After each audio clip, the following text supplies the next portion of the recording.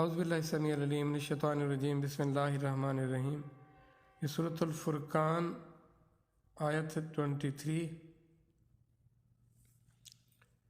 وَقَدِمْنَا، اور ہم آئے متوجہ ہوئے، اِلیٰ ما عملوا، انہوں نے عمل کیے۔ وہ کہتے تھے نا کہ رب آئے ہمارے پاس تو پھر ہم مانیں گے۔ اچھا، ان کا جو ماننا ہے نا موت کے ساتھ شروع ہو جائے گا، ان کے ہوش اڑنا شروع ہو جائیں گے۔ اب وہ جو ایمان والے سرے سے تھے نہیں، وہ ان کی تو بات ہی نہیں ہو رہی۔ یہاں زیادہ بات کن کی ہو رہی ہے؟ زیادہ بات ایمان والوں کی ہوتی ہے۔ دیکھیں، ایمان والوں کو سمجھاتے ہوئے پھر ان نہ ماننے والوں کا تذکرہ بھی کیا جاتا ہے۔ اچھا، اب وہ نہ ماننے والے جو تھے وہ مانیں گے اور وہ یہ کہیں گے کہ اب ہمیں پتہ لگ گیا، اب ہم نے دنیا کی حقیقت کو جان لیا۔ ظاہر ہے جو چیز ان سے لے لی جائے گی، جب پلے کچھ نہیں رہے گا تو پھر ہوش آئے گا نا کہ واقعی یہ دنیا کچھ حیثیت کی نہیں تھی۔ اور اب جہاں ہم جا رہے ہیں نا، جہاں ہمیں گھسیٹ کر یا ہانک کر یا اٹھا کر لے جایا، بے بس کر کے لے جایا جا رہا ہے، تو اب تو ہم کچھ کر نہیں پا رہے۔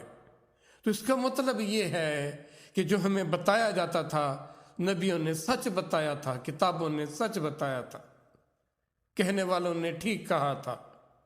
ہائے ہمیں کیا ہو گیا تھا، ہم نے ان کی بات کیوں نہ مانی تھی؟ اس وقت ہم کن مصیبتوں کو ہم نے گلے لگائے رکھا تھا۔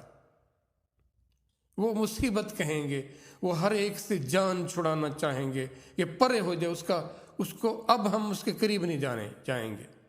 لیکن بھلا وہ کیا ہو سکتا؟ اب کچھ بھی نہیں ہو سکے گا۔ اب یہ روز محشر پھر کیا ہونا؟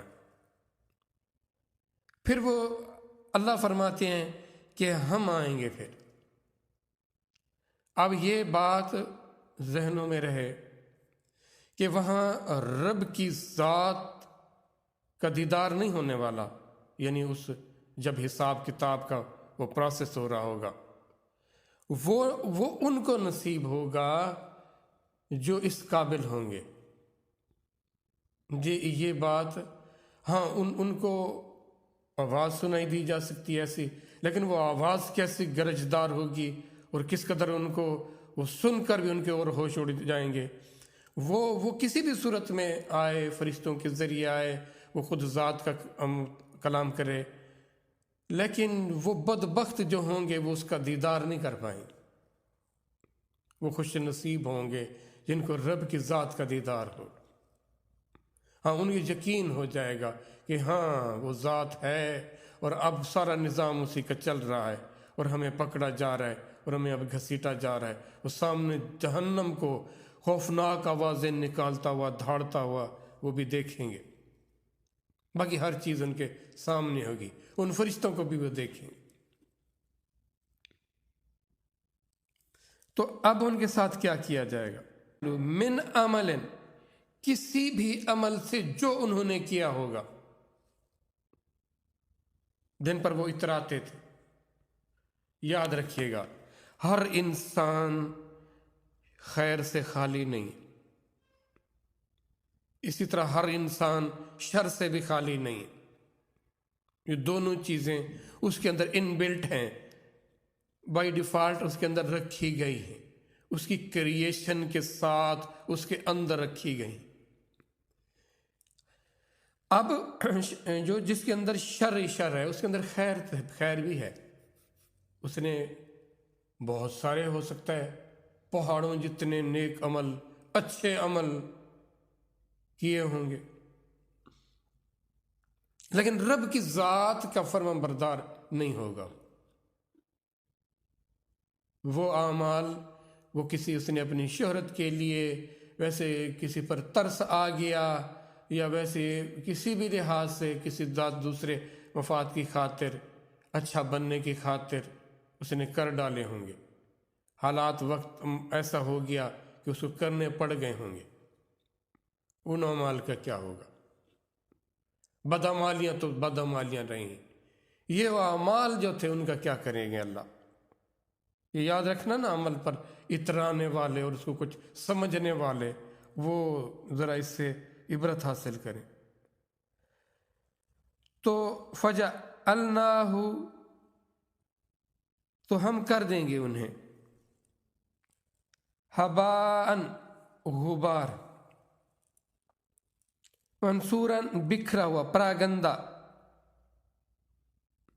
آپ دیکھتے ہو کہ ہمارے ارد گرد ہر وقت ذرات فضا میں اڑتے رہتے، معلق رہتے، ہمیں نظر نہیں آتے۔ بعض دفعہ آپ کمرے میں اگر بیٹھے ہوں تو کہیں کھڑکی سے کسی جگہ سے روشنی پڑ رہی ہو، باقی جگہ پہ روشنی نہ ہو اور ایک جگہ پہ فوکس ہو کے روشنی آ رہی ہو، تو آپ اس پر غور کریں گے اگر، تو آپ کو ہلکے ہلکے ذرات نظر آ رہے ہوتے، اڑ رہے ہوتے۔ ان ذرات کی کیا حیثیت ہوتی؟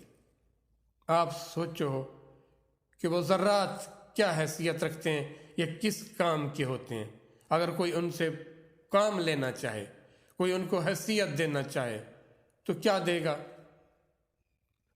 اگر کوئی کہے کہ میں آپ کو اتنی مقدار میں یہ ذرات دیتا ہوں، کوئی لینا پسند کرے گا ان کو؟ وہ ہرگز نہیں لے گا۔